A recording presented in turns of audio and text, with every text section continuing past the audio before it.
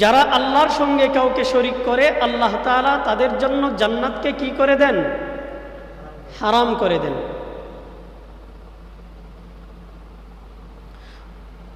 ওয়া মাওয়াহুম নার, আর তাদের ঠিকানা হবে জাহান্নাম। ওয়া মা লিয-যালিমিনা মিন আনসার, আর জালিমদের জন্য কোনো সাহায্যকারী থাকবে। এরপর আল্লাহ তাআলা বলতেছেন, লাকাদ কাফারাল্লাযীনা ক্বালু ইন্নাল্লাহা সালিসু সালাসা ওয়া মা মিন ইলাহিন ইল্লা ইলাহুন ওয়াহিদ। আল্লাহ বলেন, যারা কাফের তারা বলে ইন্নাল্লাহা সালিসু সালাসা, নিশ্চয় তিন মাবুদের এক মাবুদ হচ্ছেন আল্লাহ। বলেন নাউজুবিল্লাহ। তাদের কথা হলো মাবুদ হচ্ছে তিনজন, এই তিন মাবুদের মধ্যে এক মাবুদ হলো আল্লাহ।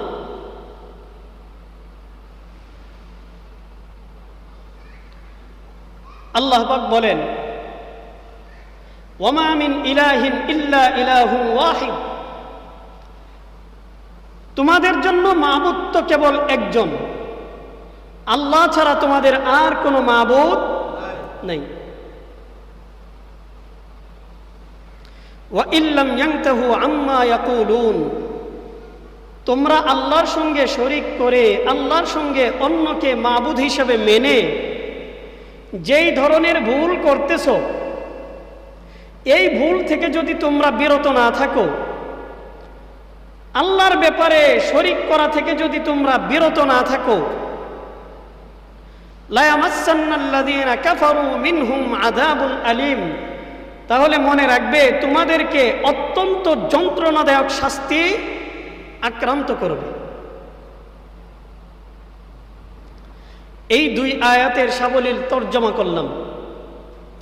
আল্লাহ পাক রব্বুল আলামিন এই দুই আয়াতের মধ্যে বললেন, যারা আল্লাহর সঙ্গে কাউকে শরীক করে আল্লাহ তাআলার তৈরি নাজ নিয়ামতের বিশাল উদ্যান জান্নাত, এই জান্নাত তাদের জন্য হারাম হয়ে যায়।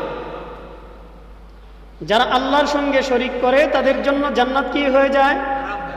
হারাম হয়ে যায়। যারা আল্লাহর সঙ্গে কাউকে শরীক করে তাদেরকে বলা হয় মুশরিক। তাদেরকে কি বলা হয়?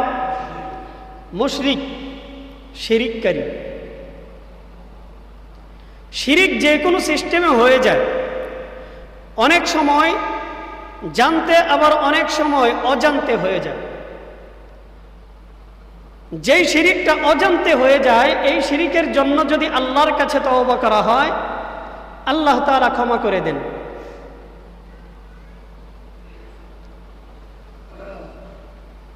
যেমন মনে করেন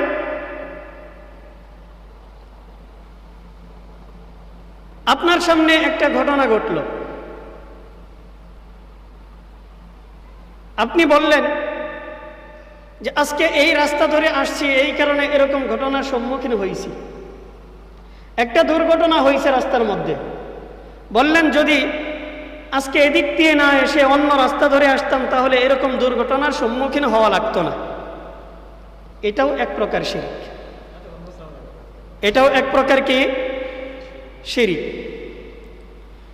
আপনার নসিবে যদি দুর্ঘটনা থাকে, আপনার নসিবে যদি এমন কিছু থাকে যেটা আল্লাহ তাআলা ঘটাবেন, তাহলে আপনি যেখানেই থাকেন, যেই রাস্তায় থাকেন, যেই রাস্তা ধরে আপনি আসেন, সেই রাস্তাতেই আল্লাহ তাআলা আপনার সঙ্গে সেই ঘটনা ঘটাইতে পারেন কিনা।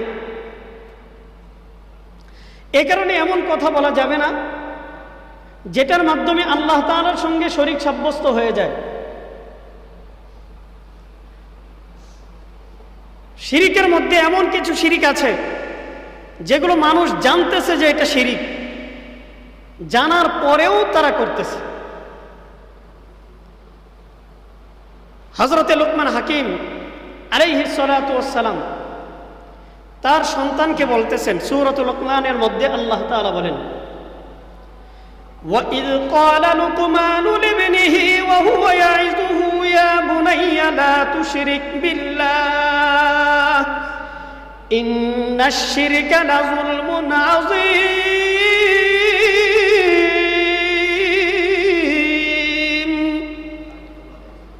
হযরতে লুকমান আলাইহিস সালাম তার সন্তানকে বলতেছেন, ইয়া বুনাইয়া লা তুশরিক বিল্লাহ, হে আমার সন্তান, আল্লাহ তাআলার সঙ্গে কাউকে শরীক করিও না। ইন্না শিরকা লাযুলমুন আযীম, মনে রেখো শিরিক করা এটা হচ্ছে অত্যন্ত গর্হিত একটা অপরাধ, এটা অনেক বড় একটা জুলুম। শিরিককে আল্লাহ তাআলা জুলুম বললেন। কি বললেন? জুলুম বললেন। জুলুম কাকে বলে? একজনের হক জোরপূর্বক নিয়ে আরেকজনকে দিয়ে দেওয়া, এটাই হচ্ছে জুলুম। একজনের হক আরেকজনকে জোরপূর্বক কি করা? দিয়ে দেওয়া। অনেক সময় আমাদের সমাজের মধ্যে বিচারকরা বিচার করে টাকার পাওয়ারে। কিসের পাওয়ারে? টাকার পাওয়ারে বিচার হয় কি হয় না?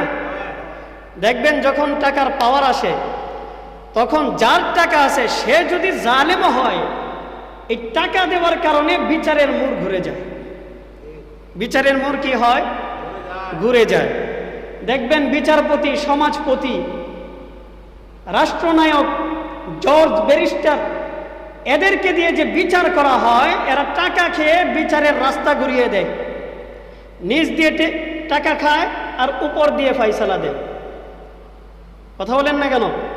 টেবিলের নিচ দিয়ে টাকা নেয় আর উপর দিয়ে কি করে? ফয়সালা দেয়। তো যার ন্যায্য বিচার পাওয়া দরকার সে ন্যায্য বিচার পায় না, এটাই জুলুম। এটাই কি? জুলুম। যে যেই জিনিসের হকদার ছিল তাকে সেই জিনিস না দিয়ে তার উপর জুলুম করা, অন্য কাউকে সেই জিনিসটা দিয়ে দেওয়া, এটাই হচ্ছে জুলুম। আল্লাহ পাক রব্বুল আলামিন বললেন শিরিক হচ্ছে অত্যন্ত গর্হিত একটা অপরাধ এবং অনেক বড় জুলুম। আল্লাহ তাআলা শিরিককে জুলুম কেন বললেন? কারণ রুবুবিয়্যাত কিংবা খুদা হওয়া, এই গোটা জাহানের অধিপতি হওয়া, গোটা দুনিয়ার মালিক হওয়া, এটা কার জন্য? এই মালিক হবেন কে? একমাত্র মালিক কে? আল্লাহ হলেন একমাত্র মালিক। এই জায়গায় আল্লাহর সঙ্গে যদি কাউকে মালিক সাব্যস্ত করা হয়, আল্লাহর সঙ্গে যদি কাউকে খালেক বানানো হয়, আল্লাহর সঙ্গে যদি কাউকে গফফার বানানো হয়, আল্লাহর সঙ্গে যদি কাউকে সত্তার বানানো হয়, আল্লাহর সঙ্গে যদি আল্লাহ তাআলার বিভিন্ন ধরনের গুণগুলো, এই গুণাবলীতে অন্য কাউকে শরীক সাব্যস্ত করা হয়, তাহলে এটা হবে আল্লাহ তাআলার উপর জুলুম। কথা বলেন? এটাই হবে জুলুম। কারণ হক ছিল কার? আল্লাহর হক। দিলাম কাকে? দিলাম কাকে? মাখলুককে।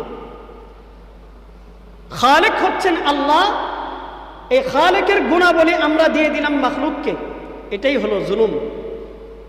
আল্লাহ তাআলার হক অন্য কাউকে দিয়ে দেওয়া। আর এদের ব্যাপারে আল্লাহ তাআলা বলছেন ইন্না শিরকা লাযুলমুন আযীম, মনে রাখবা শিরিক হচ্ছে অত্যন্ত বড় একটা জুলুম।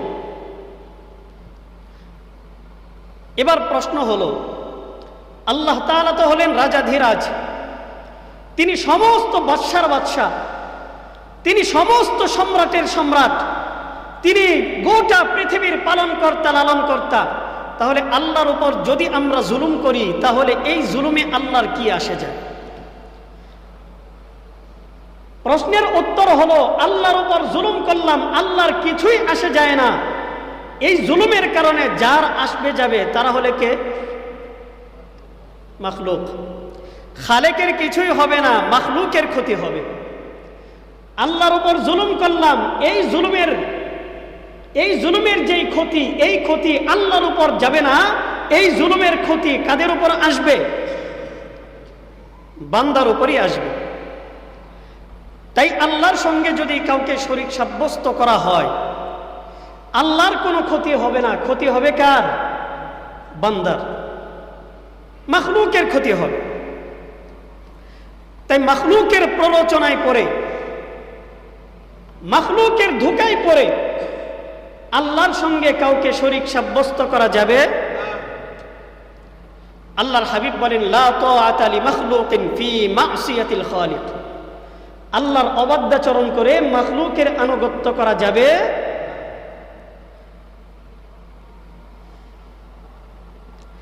অত্যন্ত দুঃখ এবং পরিতাপের বিষয়, যেই আল্লাহ আমাদেরকে দুনিয়ায় পাঠাইলেন, যেই আল্লাহ আমাদেরকে খাওয়াইলেন, যেই আল্লাহ আমাদেরকে পড়াইলেন, যেই আল্লাহ আমাদেরকে বস্ত্র দিলেন, বাসস্থান দিলেন, চিকিৎসার ব্যবস্থা করলেন, যেই আল্লাহ আমাদের প্রত্যেকটা সেক্টরে সহযোগিতা করছেন, প্রত্যেকটা সেক্টরে আমাদের যখন যা প্রয়োজন হচ্ছে আল্লাহ তাআলা মিটাইতেছেন, সেই আল্লাহ দুনিয়ায় এসে আল্লাহকে আমরা ভুলে গেছি। কথা বলেন, আল্লাহ তাআলাটা খাইতেছি, আবার আল্লাহকে ভুলে যাচ্ছি। ওয়া ইন তাউদ্দু নি'মাতাল্লাহি লা তুহসুহা। আল্লাহ এত নিয়ামত দুনিয়ার মধ্যে দিবেন, নিয়ামত গণনা করতে করতে তোমার হায়াতের জিন্দেগি শেষ হয়ে যাবে। এরপরেও এই ইহকালীন জিন্দেগিতে তুমি আল্লাহ তাআলার নিয়ামতগুলোকে গণনা করে শেষ করতে পারবে না। কথা বলেন ঠিক কি ঠিক না? আল্লাহ তাআলা কুরআনুল কারীমের একাধিক জায়গার মধ্যে বলেছেন যে এত নিয়ামত তোমাদেরকে আমি দিছি, যদি এই নিয়ামতগুলো সিরিয়াল বাই সিরিয়াল গণনা করতে থাকো শেষ করতে পারবে না। কথা বলেন, কি পরিমাণ নিয়ামত আমরা ভোগ করতেছি? আমাদের কোনো আন্দাজ আছে? আমাদের কোনো আইডিয়া আছে যে এত শত নিয়ামত, লাখো কোটি নিয়ামত আল্লাহ আমাদেরকে দিচ্ছেন? এত নিয়ামত পাওয়ার পর আমরা আল্লাহর জন্য কি করলাম? আল্লাহর জন্য আমরা কি করলাম? বরঞ্চ দুনিয়ায় আসার পর আমরা আল্লাহর ভুল ধরতে শুরু করেছি। কার ভুল? আল্লাহর ভুল। চিৎকার দিয়ে বলেন নাউজুবিল্লাহ। দুনিয়ায় আসার পর ভুল ধরে বান্দা। কার ভুল? আল্লাহর ভুল। আল্লাযী খালাকাল মাউতা ওয়াল হায়াতা লিয়াবলুয়াকুম আইয়ুকুম আহসানু আমালা মা তারা ফি খালকির রহমানি মিন তাফাউত। আল্লাহর এই সৃষ্টির মধ্যে কোন ধরনের ত্রুটি বিচ্যুতি আপনি দেখাইতে পারবেন না। আল্লাহর কোনো ভুল নাই, আল্লাহর কোনো ত্রুটি নাই। আল্লাহ তাআলা হায়াতের সৃষ্টিকর্তা, আল্লাহ তাআলা মৃত্যুর সৃষ্টিকর্তা, আল্লাহ তাআলা আপনার আমার জীবন দান করেছেন, আপনাকে আমাকে খাওয়াইতেছেন, আপনাকে আমাকে পড়াইতেছেন, আপনাকে আমাকে প্রত্যেকটা সেক্টরে আল্লাহ তাআলা নিয়ামত দিয়েছেন। সেই আল্লাহর ভুল আপনি আমি দুনিয়ার মধ্যে আসার পর ধরতে শুরু করছি। তাহলে দুনিয়ায় আসার আগে আল্লাহকে বইলা দিতেন। আপনি এত বড় পণ্ডিত হয়ে গেছেন আল্লাহর ভুল করবেন, তাহলে দুনিয়াতে আসার আগেই আল্লাহ তাআলা যখন বলছেন, রূহের জগতে যখন আমাদেরকে জিজ্ঞাসা করেছেন আলাস্তু বিরাব্বিকুম ক্বালু বালা শাহিদনা, তখন আমরা তো সবাই সাক্ষী দিয়েছিলাম, ইয়া আল্লাহ, হ্যাঁ বালা বালা, অবশ্যই আপনি আমাদের রব। আল্লাহ তাআলা যখন আমাদেরকে জিজ্ঞাসা করলেন যে আলাস্তু বিরাব্বিকুম, আমি কি তোমাদের রব নই, তখন আমাদের আল্লাহর ব্যাপারে ভুল ধরা কোথায় ছিল? তখন কেন ভুল ধরতে পারলাম না? তখন কেন স্বীকার করতে পারলাম না যে না, আপনি আমাদের পূর্ণাঙ্গ রব নন? আল্লাহ তাআলা বললেন, লাউ কানা ফীহিমা আলিহাতুন ইল্লাল্লাহ লাফাসাদাতা। যদি পৃথিবীর মধ্যে আল্লাহ ছাড়া অন্য কোনো মাবুদ থাকতো, তাহলে এই পৃথিবী এক মুহূর্ত টিকে থাকতো না, পৃথিবীটা সঙ্গে সঙ্গে ধ্বংস হয়ে যেত। বলেন নাউজুবিল্লাহ। তাহলে আল্লাহ ছাড়া, আল্লাহর সঙ্গে যদি অন্য কোনো মাবুদ থাকে, তাহলে আমরা জানি পৃথিবী ধ্বংস। পৃথিবী কি ধ্বংস? পৃথিবীর নিজাম আপন গতিতে চলবে না, সব কিছু এলোমেলো হয়ে যাবে। সেই জায়গায় আমাদের কিছু দেশীয় পণ্ডিত, তাদের বক্তব্য হলো যে আল্লাহ, আপনি যে বলেন আপনার সঙ্গে আর কোনো মাবুদ নাই, আপনার সঙ্গে আর কোনো শরীক নাই, যদি আপনার সঙ্গে কোনো শরীক না থেকে থাকে, তাহলে আমরা মানলাম ঠিক আছে আপনার সঙ্গে শরীক নাই। এখন প্রশ্ন উঠতে পারে, কেন শরীক নেই? কেন শরীক রাখলেন না? আমরা তো জানি যদি কোনো বড় বুজুর্গ কাউকে যদি খেলাফত দেয়, তাহলে এই খেলাফত দেওয়ার মাধ্যমে তার মর্যাদা দিন দিন বৃদ্ধি পায়। মর্যাদা কি পায়? বৃদ্ধি পায়। তাহলে আপনি যদি খেলাফত দিতেন, অর্থাৎ আপনি যদি একক মাবুদ হতেন আর সমস্ত কিছুর উপর আপনি যদি ক্ষমতাবান হতেন, পাওয়ারফুল হতেন, তাহলে আপনি তো আপনার আরো কিছু মাবুদ তৈরি করতেন, আরো কিছু আল্লাহ তৈরি করতেন, 10 জন 5 জন 100 জন করে, হ্যাঁ, আল্লাহ তৈরি করে এরপরে দুনিয়াতে পাঠাইতেন, তাদেরকে আপনি খেলাফত দিতেন। বলেন নাউজুবিল্লাহ। এরকম কিছু গাঁজাখোর মার্কা দেশীয় পণ্ডিত, এরা আল্লাহ তাআলার ব্যাপারে তুহমত তোলে যে আপনি যদি সর্ব পাওয়ারের অধিকারী হতেন, আপনি যদি এতই পাওয়ারই হতেন, তাহলে তো আপনি আরো কিছু মাবুদ বানাইতেন, আপনার সঙ্গে আরো কিছু আল্লাহ বানাইতেন, আল্লাহ বানায়া এরপরে এই সমস্ত আল্লাহকে আপনি খেলাফত দিতেন। চিন্তা করছেন যুক্তি? মনে রাখবেন, শয়তান যখন যুক্তি দিছে তখন সে পথভ্রষ্ট হয়েছে। কথা বলেন, শয়তান যখন কি করছে? আল্লাহর সঙ্গে যুক্তির খেলা খেলবার চাইছে, তখনই সে পথভ্রষ্ট হয়েছে। এই কারণে আল্লাহর সঙ্গে যদি কেউ যুক্তি খাটাইতে চান, তাহলে পথভ্রষ্ট হওয়া ছাড়া আর কোনো রাস্তা নাই। আল্লাহর সঙ্গে যুক্তি খাটাইতে যাইবেন, আপনি নাস্তিক হওয়া ছাড়া আর কোনো বিকল্প পথ নেই। স্পষ্ট কথা।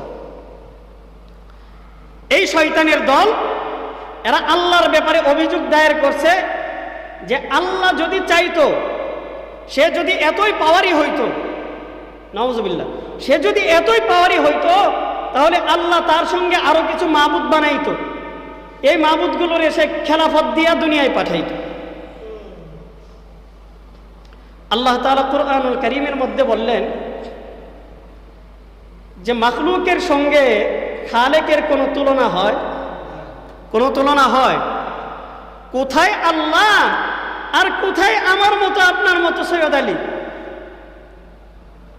যেই আল্লাহ দুনিয়াটাকে চালাইতেছেন, সৃষ্টি করছেন, সেই আল্লাহ কোথায় আর আপনি আমি কোথায়? আপনার আমার এই দুনিয়াবি নিজামের সঙ্গে, আমাদের মানব রচিত সিস্টেমের সঙ্গে আল্লাহর সিস্টেমকে আপনি মিলাইতেছেন। এটা তো মানে যার মানসিক সমস্যা আছে, যার মাথার মধ্যে চূড়ান্ত পর্যায়ের পাগলামি আছে, এই ব্যক্তিগুলো ছাড়া আর কেউ করতে পারে না। কোথায় আল্লাহ আর কোথায় আমরা? তো ওদের বক্তব্য হলো যে আল্লাহ তাআলা যদি সর্বময় ক্ষমতার অধিকারী হতেন, তাহলে আল্লাহ তাআলা তার সঙ্গে আরো কিছু মাবুদ বানাইতেন, এদেরকে খেলাফত দিয়ে দুনিয়ায় পাঠাইতেন। আল্লাহ তাআলা সূরাতুল বাকারায় বললেন যে আমি দুনিয়ার মধ্যে আমার পক্ষ থেকে প্রতিনিধি অর্থাৎ খলিফা নিযুক্ত করে পাঠাইব। আমি আমার পক্ষ থেকে কি বানাইব? কথা বলেন। খলিফা বানাইব। কি বানাইব? আওয়াজ দিয়ে বলেন, কি বানাইব? وَإِذْ قَالَ رَبُّكَ لِلْمَلَائِكَةِ إِنِّي جَاعِلٌ فِي الْأَرْضِ خَلِيفَةً। আল্লাহ ফেরেশতাদেরকে ডাইকা বললেন, ওহে আমার ফেরেশতার দল, আমি আমার এই দুনিয়াকে সুন্দরভাবে সাজাইলাম, এবার এই দুনিয়াকে চর্চা করার জন্য, এই দুনিয়াটাকে আবাদ করার জন্য আমি আমার পক্ষ থেকে খলিফা নিযুক্ত করব দুনিয়ার মধ্যে। তাহলে আল্লাহ তাআলা খলিফা কাদেরকে বললেন? মানুষকে। আওয়াজ দেন না কেন? কাদেরকে? আল্লাহ তাআলা খলিফা বানাইলেন মানুষকে। আদম আলাইহিস সালামকে সৃষ্টি করলেন দুনিয়ার খলিফা হিসাবে, প্রতিনিধি হিসাবে তিনি দুনিয়াতে আসছেন। আদম আলাইহিস সালামের মাধ্যমে আল্লাহ তাআলা মানব জাতির ধারাবাহিকতা শুরু করলেন। কিয়ামত পর্যন্ত এই ধারাবাহিকতা চলতে থাকবে। কিয়ামত পর্যন্ত আনেওয়ালা উম্মত সমস্ত মানুষ এরা হবে আদম সন্তান। কার সন্তান? আদম সন্তান। তাহলে আল্লাহ তাআলা বলছেন আমি খলিফা বানাবো।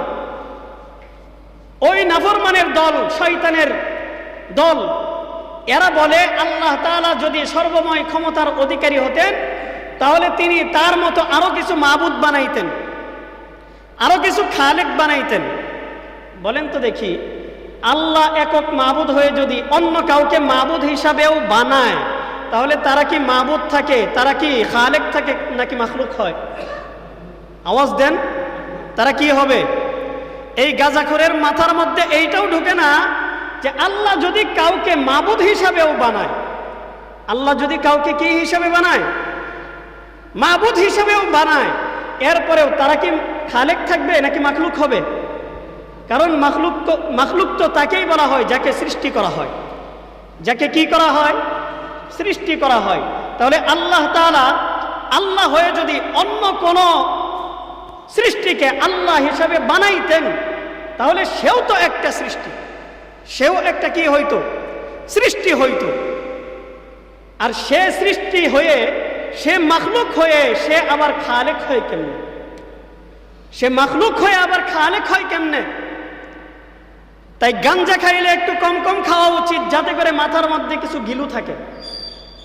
এত বেশি গাঞ্জা খাওয়া উচিত না যার মাধ্যমে মাথার যত গিলু আছে সব নষ্ট হয়ে যায়। তো এই গাঁজাখোরের দল, এরা বলে যে আল্লাহ যদি চাইতো তাইলে তো আরো কিছু মাবুদ বানায়া দুনিয়ার মধ্যে প্রতিনিধি হিসেবে পাঠাইতো, খলিফা হিসেবে পাঠাইতো। তাহলে দুনিয়ার মধ্যে খলিফা কেন পাঠাইলো না? তাহলে তুমি কুরআনুল কারীমের কিছু গাইতে দেখো নাই? কুরআনুল কারীমের মধ্যে আল্লাহ তাআলা স্পষ্ট বলে দিয়েছেন, ওয়াইদ ক্বালা রাব্বুকা লিল মালাইকা ইন্নী জাইলুন ফিল আরদি খলিফা। আল্লাহ বললেন যে এই দুনিয়াকে আমি সৃষ্টি করছি, আর দুনিয়াকে আবাদ করার জন্য আমি আমার পক্ষ থেকে খলিফা নিযুক্ত করব। তাহলে আল্লাহ কি খলিফা বানাইছেন কি বানান নাই? আওয়াজ দিয়ে বলেন, বানাইছেন নাকি বানান নাই? কাদেরকে বানাইছেন? বুঝেন নাই মনে হয়। কাদেরকে বানাইছেন? মানুষকে। কাদেরকে বানাইছেন? মানুষকে। তাহলে তোমরা চাইছো খলিফা হিসাবে আল্লাহকে। আল্লাহ বললেন আমার খলিফা আল্লাহ দরকার নাই, আল্লাহর সঙ্গে অন্য কোনো শরীক খলিফার দরকার নাই। আমি যদি খলিফা নিযুক্ত করি তাহলে মানুষের মধ্যেই খলিফা বানাইতে পারি। তাহলে খলিফা কারা? খলিফা কারা? এবার তাদের প্রশ্ন, আমি স্পষ্ট কথা বলতেছি। তাদের কথা যে আদম আলাইহিস সালামকে আল্লাহ তাআলা সৃষ্টি করলেন, জান্নাত দিলেন। জান্নাত দেওয়ার পর আল্লাহ তাআলা কেমন ফাইজলামিটা করছে বলেন নাউজুবিল্লাহ। আল্লাহ তাআলা নাকি ফাইজলামি করছে? আদম আলাইহিস সালামকে সৃষ্টি করার পর জান্নাত দিছে। জান্নাত দেওয়ার পর ওই জান্নাত থেকে আবার বাইর করে দিছে। তাদের অভিযোগ হলো আল্লাহ তাআলার উপর যে তুমি জান্নাতে দিলা আদমরে, আদমরে যদি জান্নাতেই দাও তাহলে ওই জান্নাতের মধ্যে গন্ধম ফল কেন রাখলা? আবার গন্ধম ফল যদি জান্নাতের মধ্যে রাইখাই থাকো তাহলে আদমকে খাওয়ার অনুমতি কেন দিলে না? আর খাওয়ার অনুমতি যদি নাই দেও তাহলে আদমের অন্তরের মধ্যে খাওয়ার জজবা কেন তৈরি করলা? চিন্তা করেন আল্লাহ তাআলার ব্যাপারে তাদের অভিযোগ কোন পর্যায়ে। মানে আল্লাহর ভুল ধরবে যে কোনো সিস্টেমে ধরতেই হবে। আল্লাহ পাক রব্বুল আলামিন যখন বললেন ওয়াইদ ক্বালা রাব্বুকা লিল মালাইকা ইন্নী জাইলুন ফিল আরদি খলিফা, আল্লাহ বললেন আমি জমিনের মধ্যে খলিফা নিযুক্ত করব। বলেন তো দেখি আল্লাহ কি বলছেন যে আমি জান্নাতের মধ্যে খলিফা নিযুক্ত করব? আওয়াজ দিয়ে বলেন, আল্লাহ কি এই কথা বলছেন যে আমি জান্নাতের মধ্যে খলিফা বানাবো? যদি বলতেন আমি জান্নাতের মধ্যে খলিফা বানাবো তাহলে আল্লাহ তাআলা জান্নাতের মধ্যে আদমকে ঢুকাইছেন, আর বাইর করার কোনো প্রয়োজন ছিল না। কথা বলেন, বের করার কোনো প্রয়োজন ছিল? ঢুকাইছেন তো ঢুকাইছেন, আজীবন ওখানেই থাকবেন, বের হওয়ার কোনো দরকারই ছিল না। কিন্তু আল্লাহ বলছেন কি আমি দুনিয়ার মধ্যে খলিফা বানাবো, দুনিয়ার মধ্যে। তাই আদম নবীকে আল্লাহ তাআলা প্রথমে তৈরি করে জান্নাতে দিলেন। এবার তাদের প্রশ্ন, জান্নাতে কেন দিলা?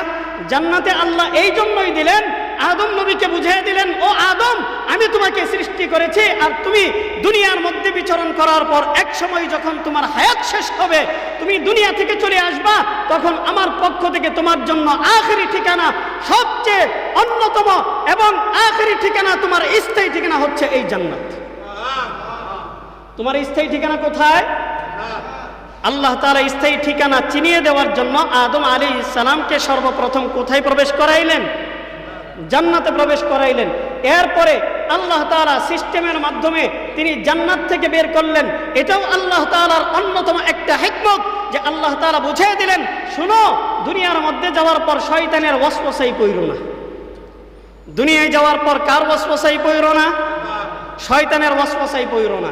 এই যে যেই শয়তানগুলো আজকে প্রশ্ন করে আল্লাহর ব্যাপারে, এরা আসলেও যে শয়তানের ওয়াসওয়াসার মধ্যে পড়েছে, শয়তানের খপ্পরের মধ্যে পড়েছে, আর দুনিয়ার মধ্যে এরা এসেছে শয়তানের প্রতিনিধিত্ব করার জন্য। এটা তারা তাদের কাজকর্মের মাধ্যমে বাস্তবায়ন করে দেখাচ্ছে। স্পষ্ট কথা। এত চুলকানি কেন আল্লাহর ব্যাপারে? এত এলার্জি কেন আল্লাহর ব্যাপারে? আল্লাহ তাআলা দুনিয়া তৈরি করছেন, তোমাকে এত নিয়ামত দিতেছেন, ভাল লাগে না? আল্লাহকে তোমার ভুল ধরতে হবে? তাদের প্রশ্ন, আল্লাহ তাআলা মানুষের অন্তরের মধ্যে নফস তৈরি করছেন 5টা। তারা 3টা নফসের উপর আরো 2টা নফস বাড়ায় বলে। এগুলো কিন্তু আমি নিজ থেকে বানিয়ে বলতেছি না, এগুলো আমি তাদের মুখ থেকে শুনেছি, এরপরে আপনাদের সামনে বলতেছি। কোনো কথা যদি আমার এদিক সেদিক হয়ে থাকে, রেকর্ড হচ্ছে, আপনারা পরবর্তীতে আমাকে ধরতে পারেন। স্পষ্ট কথা। তারা বলে যে আল্লাহ তাআলা নফস তৈরি করলো 5টা। এই নফসের মধ্যে নফসে লাওয়ামা তৈরি করছে, নফসে আম্মারা তৈরি করছে, নফসে মুতমাইন্না তৈরি করছে, এত নফস তৈরি করছে। করার পর যে সেরা আল্লাহ আবার বলে যে তুমি এই নফসরে মানো আর ওই নফসের কথা শুনো না। এটা আল্লাহ আমাদের সাথে ফাইজলামি করছে, বলেন নাউজুবিল্লাহ। আল্লাহ কি আমাদের সাথে এটা ফাইজলামি করছে? দুনিয়ার মধ্যেও তো এরকম সিস্টেম চলে। সন্তানের জন্য তার বাবা রাস্তা 2টা তৈরি করে, বলে যে বাবা তুই চাইলে এটাও নিতে পারস, ওইটাও নিতে পারস, তবে তোর জন্য কল্যাণকর হচ্ছে ওইটা। তোর জন্য আমি এই 2টা জিনিসের ব্যবস্থা করলাম, তবে আমি মনে করি তোর জন্য কল্যাণ হচ্ছে ওইটা। ওইটা যদি গ্রহণ করস তাহলে তোর জন্য ভালো। কিন্তু সন্তান এই সামান্য কিছু সময়ের মোহে পড়ে বাবা যেটাকে পছন্দ করে সেটা বাদ দিয়ে অন্যটাকে গ্রহণ করে। এরকম দুনিয়ার মধ্যে হয় কি হয় না? আল্লাহ তাআলা তৈরি করলেন জান্নাত এবং জাহান্নাম, বলে দিলেন আমি তোমাদের জন্য জান্নাত তৈরি করছি, জাহান্নাম তৈরি করছি, তবে আমি মনে করি তোমাদের জন্য জান্নাত হচ্ছে উত্তম। জান্নাতকে যদি তোমরা বাছাই করো তাহলে তোমাদের ইহকাল পরকাল 2টাই কল্যাণময় হবে। এবার আল্লাহ তাআলা আমাদেরকে এরকম ডিক্লিয়ার দিয়ে রাখলেন, বুঝিয়ে দিলেন, জানিয়ে দিলেন যে তোমাদের জন্য আসল ঠিকানা হচ্ছে জান্নাত। এবার যদি আপনি আমি আল্লাহ তাআলার বিরুদ্ধাচরণ করে জান্নাতের পথকে পরিহার করে জাহান্নামের পথ বেছে নেই, তাহলে দোষ কি আল্লাহর? দোষ কি আল্লাহর? আল্লাহ তাআলা নফস তৈরি করছেন, ভালো মন্দ 2টাই দিয়েছেন। এবার এই নফসের মাধ্যমে আল্লাহ তাআলা বললেন তোমাদেরকে যেহেতু আমি লিয়াবলুয়াকুম আইয়ুকুম আহসানু আমালা, দুনিয়ার মধ্যে যেহেতু আমি তোমাদেরকে পরীক্ষা করার জন্য পাঠাইছি, অতএব আমি তোমাদেরকে পরীক্ষা করব। ভালো মন্দ 2টা দিক আমি দিলাম, তুমি চাইলে ভালোও করতে পারো, মন্দও করতে পারো। যদি মন্দ করো তোমার ঠিকানা হবে জাহান্নাম, যদি ভালো করো তাহলে তোমার ঠিকানা হবে কোথায়? তোমার কোন নফসকে মানবা? যদি তুমি তোমার নফসে আম্মারাকে মানো, নফসে লাওয়ামাকে যদি তুমি মানো, তাহলে তুমি তোমার রাস্তা নিজেই বাছাই করে নিলা, তুমি জাহান্নামে যাইবা। আর যদি তুমি আমার শরিয়া মোতাবেক কোরআন সুন্নাহর অনুযায়ী তুমি যদি নফসে মুতমাইন্নাকে মেনে চলো, তাহলে তোমার আখেরি ঠিকানা হবে জান্নাত। ঠিকানা হবে কোথায়? জান্নাত। তো আল্লাহ তাআলা কেন একাধিক নফস বানাইয়া এরপরে বললেন যে এইটা মানো ওইটা মাইনো না, এইটা মানো ওইটা মাইনো না? এটা আল্লাহ তাআলার ব্যাপারে তাদের অভিযোগ। তাদের আরেকটা অভিযোগ, কিছুদিন যাবৎ আপনারা দেখতেছেন সোশ্যাল মিডিয়ার মধ্যে ঘুরে বেড়াচ্ছে বাংলাদেশের কথিত এক বাউল শিল্পী আবুল সরকার। সে বলেছে যে আল্লাহর কথার মাথা এবং আরেকটা খারাপ শব্দ চয়ন করেছে সে আল্লাহ তাআলার ব্যাপারে। সে বুঝতে পারে না যে কোনটা আল্লাহ তাআলা মাথা দিয়ে বলেন, কোন কথাটা আল্লাহ তাআলা মুখ দিয়ে বলেন, আর কোন কথাটা আল্লাহ তাআলা অন্য রাস্তা দিয়ে বলেন। নাউযুবিল্লাহি মিন যালিক। কত বড় মালাউন, কত বড় নাফরমান, কত বড় খোদাদ্রোহী এই বাংলাদেশের মতো মুসলিম কান্ট্রিতে বসবাস করে, মুসলমানের দেশে থেকে মুসলমানের ট্যাক্সে চলে এই মানুষগুলো আল্লাহর বিরুদ্ধে কথা বলে। কত বড় দুঃসাহস! আর এদের পক্ষে আবার কিছু মানুষ সাফাই গাওয়ার চেষ্টা করে। এদেরকে কিছু মানুষ বলে যে এরা তো হইতেছে অবলা, এরা সরল প্রাণ মানুষ, এরা গান গেয়ে গিয়ে মানুষকে বিনোদন দেয়। তোমার গানের অর্থ যদি হয় এই যে তুমি কোরআন সুন্নাহর বিরুদ্ধে কথা বলবা, তোমার গানের মাধ্যমে তুমি আল্লাহর বিরুদ্ধে কথা বলবা, ক্ষুধাদ্রোহিতা দেখাইবা, রাসূলুল্লাহর বিরুদ্ধে কথা বলবা, তাহলে স্পষ্ট বলতে চাই এই ধরনের গান আমাদের বাংলাদেশে কোনো দরকার নেই, কোনো দরকার নেই। নাফরমানি করার আর কোনো জায়গা পাও না। আল্লাহ তাআলার বিরুদ্ধে স্পষ্ট তুমি বলতে থাকবা যে আল্লাহর কথার কোন কথা আল্লাহ তাআলা মুখ দিয়ে বলে আর কোন কথা আল্লাহ তাআলা অন্য রাস্তা দিয়ে বলে, নাউজুবিল্লাহ। এটা বলার সুযোগ তুমি, কত বড় দুঃসাহস, কত বড় দুঃসাহস! বলতেছে যে আল্লাহ তাআলা বলে তার প্রথম সৃষ্টি হচ্ছে আরশ। আল্লাহ তাআলা আবার বলছে তার প্রথম সৃষ্টি হচ্ছে আপনার রূহ। আল্লাহ তাআলা বলে তার প্রথম সৃষ্টি হচ্ছে ইশক, ভালোবাসা, মহাব্বত। আল্লাহ তাআলা বলে তার প্রথম সৃষ্টি হচ্ছে নূর। এবার তার কথা হলো যে আল্লাহ তাআলা এক মুখে কয় কথা বলে, নাউজুবিল্লাহ। আল্লাহ তাআলা এক মুখে কয় কথা বলে। এরে তোর মতো নাফরমান তুই চাইলে তুই যদি একটা জিনিস তৈরি করতে চাস তাহলে তোর ধাপে ধাপে তৈরি করতে হবে। আল্লাহ তাআলা তৈরি করতে হলে ধাপে ধাপে তৈরি করা কোনো দরকার নাই, একসাথে এক হুকুমে আল্লাহ তাআলা যখন বলবেন কোন, সাথে সাথে হয়ে যায়। কথা বলেন ঠিক কি ঠিক না? তুমি তৈরি করতে গেলে কত কিছু আনতে হয়, ওই গুলিস্তান থেকে এক প্রোডাক্ট আনতে হয়, ওই জয়সের কাউরান বাজার থেকে একটা আনতে হয়, এক এক জায়গায় থেকে এক একটা আইনা এরপরে জোড়া লাগায় লাগায় জিনিস তৈরি করো। আল্লাহ তাআলা তৈরি করার জন্য এরকম আসবাবের মুখাপেক্ষি হওয়ার কোনো দরকার নেই। আল্লাহ তাআলার কোনো আসবাবের দরকার হয় না। আল্লাহ তাআলা এক হুকুম করবেন, সাথে সাথে গোটা দুনিয়া তৈরি হয়ে যায়। স্পষ্ট কথা। যারা এই ধরনের গুস্তাখি করবে, আল্লাহর বিরুদ্ধে কথা বলবে, রাসূলুল্লাহর বিরুদ্ধে কথা বলবে, তাদের ব্যাপারে স্পষ্ট পয়গাম শুনিয়ে দিতে চাই যে তাদেরকে এই বাংলার জমিনে বিচার করতে হবে, ফাঁসির কাস্টে ঝোলাতে হবে। কথা বলেন ঠিক কি? স্পষ্ট কথা। তাদের বিচার আমরা বাংলাদেশে দেখতে চাই। এরকম গুস্তাখ, নাফরমান, বেঈমান এরা আজকে এক কথা বলেছে, কালকে আরেক কথা বলবে। আপনি দেখবেন এই সমস্ত বাউল ফাউল যারা আছে ইউটিউবে সার্চ দিলেও দেখতে পারবেন, এরা যত লেকচার দিবে এদের প্রত্যেকটা লেকচারের মধ্যে আল্লাহ দ্রোহিতা আছে। প্রত্যেকটা লেকচারের মধ্যে এরা আল্লাহর বিরুদ্ধে কথা বলতেছে, রাসূলুল্লাহর বিরুদ্ধে কথা বলতেছে, এরা নবী পয়গম্বরদের বিরুদ্ধে কথা বলতেছে। একটা কথাও বানিয়ে বলতেছি না, একটা কথাও কোনো বানোয়াট কথা না। প্রত্যেকটা কথা আমি নিজের কানে শুনে শুনে এরপরেই বলতেছি। এত বড় দুঃসাহস!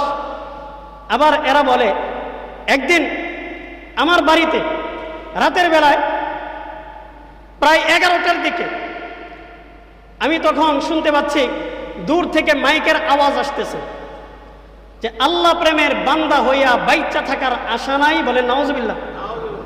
আল্লাহ নামের বান্দা হইয়া বাইচা থাকার আশা নাই, মুর্শিদ প্রেমে কাফের হইয়া আমি যেন মইরা যাই। নাউজুবিল্লাহ। কত বড় গুস্তাখ, কত বড় বেঈমান আর নাফরমান! আল্লাহর বান্দা হয়ে বাইচা থাকার কোনো দরকার নাই, মুর্শিদের ভক্ত হয়ে যেন মরে। মর, তুই মরতে দেরি হবে, তোকে কবরের মধ্যে ফেরেশতারা গুরজু মারতে দেরি হবে না। বেঈমান কোথাকার! আল্লাহর বান্দা হয়ে বাইচা থাকার আশা নাই। আল্লাহর সৃষ্টিতে তুই দুনিয়ার মধ্যে আসছস, তাহলে আল্লাহর সৃষ্টিকে অস্বীকার কর, আল্লাহর সৃষ্টিকে অস্বীকার কর। আল্লাহ তোমার দুনিয়ার মধ্যে পাঠাইছে, আল্লাহ তাআলার সৃষ্টি হয়ে দুনিয়ার মধ্যে আসছো, আর আল্লাহর বান্দা হয়ে বাইচা থাকতে মন চায় না, তোমার ওই মুর্শিদের পায়খানার মধ্যে গিয়ে ডিউটি করতে মন চায়। হ্যাঁ, মুর্শিদের পায়খানার মধ্যে ডিউটি করতে মন চায়। ওরা ওদের গানের মধ্যে এই কথাও বলেছে স্পষ্ট, আমি আমার নিজের থেকে বানায়া বলি নাই। ওরা বলতেছে যে কাবা শরীফের, কাবা ঘরের খাদেম হওয়ার কোনো ইচ্ছা তাদের নাই, তাদের ইচ্ছা হলো মুর্শিদের পায়খানার মধ্যে যেন তারা ডিউটি পায়। নাউজুবিল্লাহ। কোথায় কাবা শরীফের খাদেম হওয়ার জন্য হাজারে হাজারে লাখো মানুষ কাতার বেঁধে থাকে, যে যদি আমি একটু চান্স পাই, সুযোগ পাই। তোর মুর্শিদের পায়খানার মধ্যে ডিউটি করার লাগে কয়জন আসে? ওই তোর মতো গুখোর যেগুলো আছে ওইগুলাই যায়, যেগুলা গুখোর ওইগুলাই যায় মুর্শিদের পায়খানায় ডিউটি করার জন্য। ফাজিলের দল। স্পষ্ট পয়গাম। যদিও আমার কথাগুলো খুব কর্কশ মনে হচ্ছে, খারাপ মনে হচ্ছে, আল্লাহর কসম করি বলি, ভিতরের অন্তর থেকে এই কথাগুলো বলতেছি। আল্লাহ তাআলার বিরুদ্ধে এরা কথা বলবে, আর আপনি আমি মুসলমান হয়ে বাংলাদেশে জীবিত থাকবো, এটা কখনো হবে না, কখনো হবে না। আওয়াজ তুলুন, প্রত্যেকেই প্রত্যেকের জায়গা থেকে আওয়াজ তুলুন। কোনো ছাড় হবে না এই সমস্ত গুস্তাখদের বিরুদ্ধে, কোনো ছাড় হবে না। এদের ব্যাপারে আমরা ফাইসালা দেখতে চাই, এদেরকে যেন ফাঁসির কাস্টে ঝুলানো হয়, মৃত্যুদণ্ড দেওয়া হয়। 2-4 দিলে এরপরে বাকিগুলো এমনিতেই শিক্ষা হবে, এর আগে শিক্ষা হবে না। আল্লাহ তাআলার বিরুদ্ধে কথা বলে, তো এই সমস্ত বাউলদের বক্তব্য আর লেকচার শুনলে আমি মনে করি, আমি যতটুকু শুনে, আধা ঘন্টা 1 ঘন্টার মতো শুনে আমি যতটুকু বুঝছি, যে এদের লেকচার যদি আপনি শুনেন তাহলে আপনি বেঈমান হওয়ার জন্য যথেষ্ট। যদি একবার আপনার মন মস্তিষ্কের মধ্যে এদের লেকচারটা ঢুকে যায়, আর আপনি যদি তাদের মতো আকীদা এবং বিশ্বাসী হন, তাহলে আপনার ঈমান চলে যাবে, এটা নিশ্চিত ধরে রাখেন, কোনো সন্দেহ নাই। তো তথাকথিত বাউল ফাউল আর সুন্নি তরিকার নাম নিয়ে যারা আল্লাহর বিরুদ্ধে কথা বলবে, রাসূলুল্লাহর বিরুদ্ধে কথা বলবে, নবী পয়গম্বরদের বিরুদ্ধে কথা বলবে, তাদের ব্যাপারে আমরা এই মুসলিম কান্ট্রি থেকে একটাই দাবি তুলতে চাই, যে তাদেরকে যেন সরাসরি প্রকাশ্যে ফাঁসির কাস্টে ঝোলানো হয়। আমরা তাদের ব্যাপারে মৃত্যুদণ্ড দেখতে চাই। আবুল সরকারকে গ্রেফতার করা হয়েছে, আমরা চাই অনতিবিলম্বে তাকে যেন মৃত্যুদণ্ড দেওয়া হয়। এই দেশের মানুষের অন্তরের মধ্যে যে ব্যথা, যে বেদনা তৈরি হয়েছে, এটা যেন যে কোনো মূল্যে লাঘব করা হয় আবুল সরকারের এই ফাঁসির মাধ্যমে। ওকে মৃত্যুদণ্ড দেওয়ার মাধ্যমে যেন এটা মুসলমানদের অন্তরকে ঠান্ডা করা হয়। আমরা এটাই দাবি জানাবো। এই মসজিদের মিম্বার থেকে হকের আওয়াজ উঠলে আপনারা কি বেজার? বেজার? স্পষ্ট আমরা বলে দিতে চাই, মসজিদগুলো হচ্ছে ইলমের এবং দ্বীনের মার্কাজ। এই মার্কাজ থেকে আওয়াজ উঠবে, মার্কাজ থেকে ফাইসালা আসবে, মার্কাজ থেকে ফতোয়া আসবে, যে তাদের ব্যাপারে রাষ্ট্রপক্ষ কি ফাইসালা দিবে। এখান থেকেই ফতোয়া। তাদের ব্যাপারে ফতোয়া একটাই, যারা খোদাদ্রোহী তাদের ফতোয়া একটাই, ওদেরকে মৃত্যুদণ্ড দেওয়া লাগবে। কথা বলেন, ওদের কি দেওয়া লাগবে? মৃত্যুদণ্ড দেওয়া লাগবে। তাহলে দেখবেন ভবিষ্যতে আর কেউ বেঈমানি করতে গেলে 7 বার ভাবতে হবে, এরপরে আল্লাহ তাআলার বিরুদ্ধে তারা কলম ধরবে।